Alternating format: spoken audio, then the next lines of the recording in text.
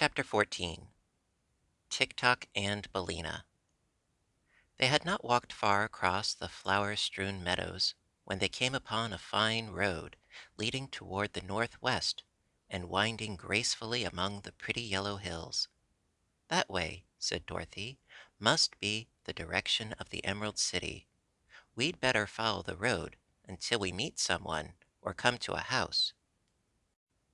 The sun soon dried Button-Bright's sailor suit and the Shaggy Man's shaggy clothes, and so pleased were they at regaining their own heads that they did not mind at all the brief discomfort of getting wet.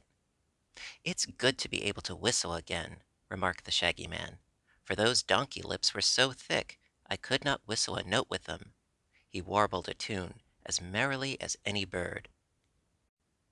"You'll look more natural at the birthday celebration, too," said Dorothy, happy in seeing her friends so happy. Polychrome was dancing ahead in her usual sprightly manner, whirling gaily along the smooth, level road until she passed from sight around the curve of one of the mounds. Suddenly they heard her exclaim, "Oh!" and she appeared again, running toward them at full speed. "What's the matter, Polly?" asked Dorothy, perplexed. There was no need for the Rainbow's Daughter to answer, for turning the bend in the road there came advancing slowly toward them a funny round man made of burnished copper, gleaming brightly in the sun. Perched on the copper man's shoulder sat a yellow hen, with fluffy feathers and a pearl necklace around her throat. "Oh, Tik-Tok!" cried Dorothy, running forward. When she came to him, the copper man lifted the little girl in his copper arms and kissed her cheek with his copper lips. "Oh, Billina!" cried Dorothy in a glad voice, and the yellow hen flew into her arms to be hugged and petted by turns. The others were curiously crowding around the group, and the girl said to them, "It's Tik-Tok and Billina, and oh, I'm so glad to see them again." "Welcome to Oz," said the copper man in a monotonous voice. Dorothy sat right down in the road, the yellow hen in her arms, and began to stroke Billina's back. Said the hen, "Dorothy dear, I've got some wonderful news to tell you." "Tell it quick, Billina," said the girl. Just then Toto, who had been growling to himself in a cross way, gave a sharp bark and flew at the yellow hen, who ruffled her feathers and let out such an angry screech that Dorothy was startled. "Stop, Toto! Stop that this minute!" she commanded. "Can't you see that Billina is my friend?" In spite of this warning, had she not grabbed Toto quickly by the neck, the little dog would have done the yellow hen a mischief, and even now he struggled madly to escape Dorothy's grasp. She slapped his ears once or twice and told him to behave, and the yellow hen flew to Tik-Tok's shoulder again, where she was safe. "What a brute!" croaked Billina, glaring down at the little dog. "Toto isn't a brute," replied Dorothy, "but at home Uncle Henry has to whip him sometimes for chasing the chickens. Now look here, Toto," she added, holding up her finger and speaking sternly to him. "You've got to understand that Billina is one of my dearest friends, and mustn't be hurt, now or ever." Toto wagged his tail, as if he understood. "The miserable little thing can't talk," said Billina, with a sneer. "Yes, he can," replied Dorothy. "He talks with his tail, and I know everything he says. If you could wag your tail, Billina, you wouldn't need words to talk with." "Nonsense!" said Billina. "It isn't nonsense at all. Just now Toto says he's sorry, and that he'll try to love you for my sake. Don't you, Toto?" "Bow wow!" said Toto, wagging his tail again. "But I've got such wonderful news for you, Dorothy!" cried the yellow hen. "I've—" "Wait a minute, dear," interrupted the little girl. "I've got to introduce you all first. That's manners, Billina.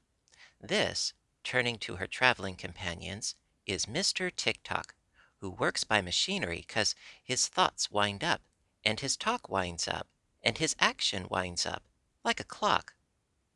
"Do they all wind up together?" asked the Shaggy Man. "No, each one separate. But he works just lovely, and Tik-Tok was a good friend to me once and saved my life, and Billina's life, too."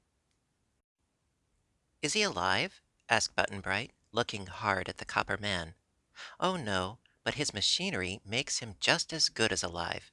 She turned to the Copper Man and said politely, "Mr. Tik-Tok, these are my new friends, the Shaggy Man, and Polly the Rainbow's Daughter, and Button-Bright, and Toto.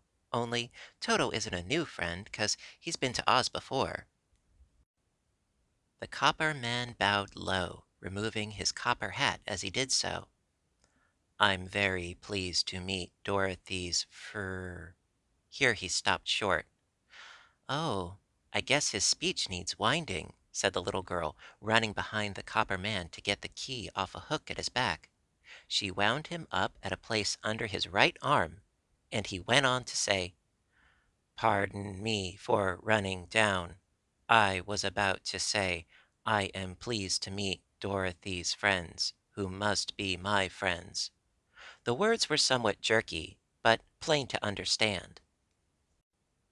"And this is Billina," continued Dorothy, introducing the yellow hen, and they all bowed to her in turn. "I've such wonderful news," said the hen, turning her head so that one bright eye looked full at Dorothy. "What is it, dear?" asked the girl. "I've hatched out 10 of the loveliest chicks you ever saw." "Oh, how nice! And where are they, Billina?" "I left them at home, but they're beauties, I assure you, and all wonderfully clever. I've named them Dorothy." "Which one?" asked the girl. "All of them," replied Billina. "That's funny. Why did you name them all with the same name?"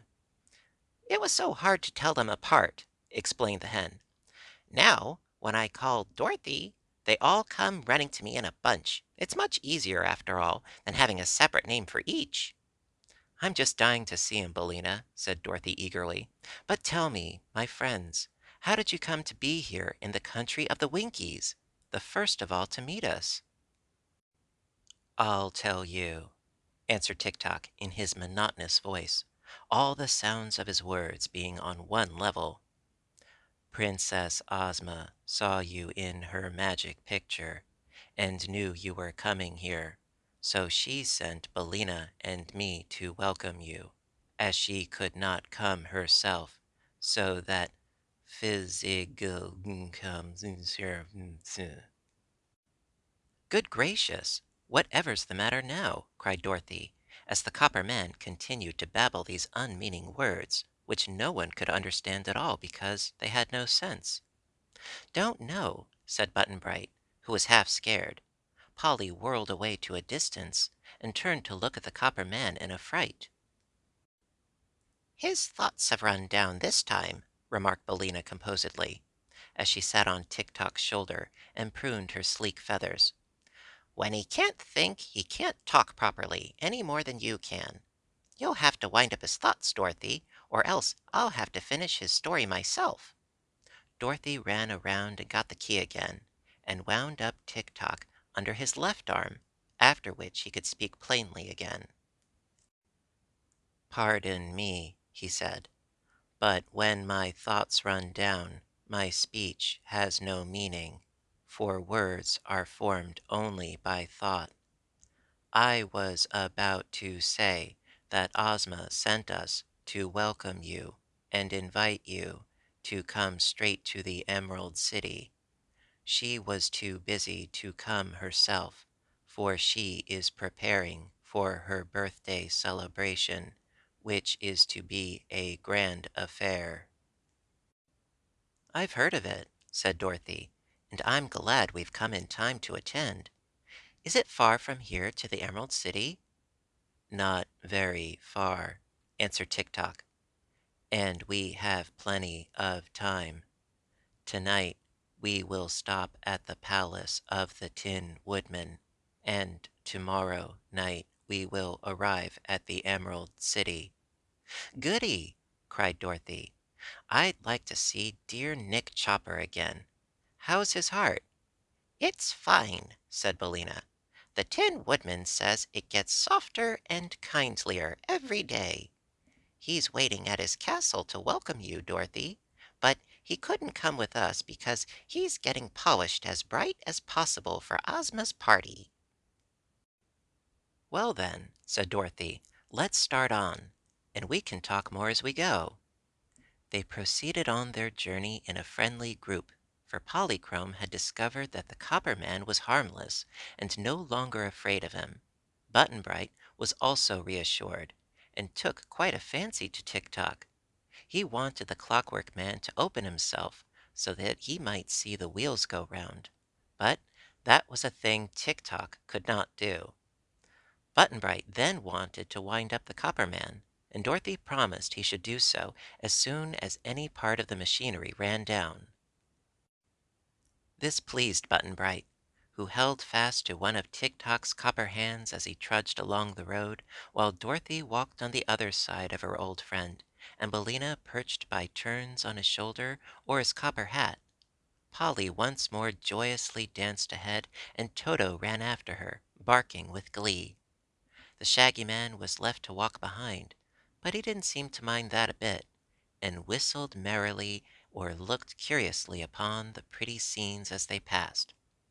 At last they came to a hilltop from which the tin castle of Nick Chopper could plainly be seen, its towers glistening magnificently under the rays of the declining sun. "How pretty!" exclaimed Dorothy. "I've never seen the Emperor's new house before." "He built it because the old castle was damp and likely to rust his tin body," said Billina. "All those towers and steeples and domes and gables took a lot of tin, as you can see." "Is it a toy?" asked Button Bright softly. "No, dear," answered Dorothy. "It's better than that. It's the fairy dwelling of a fairy prince."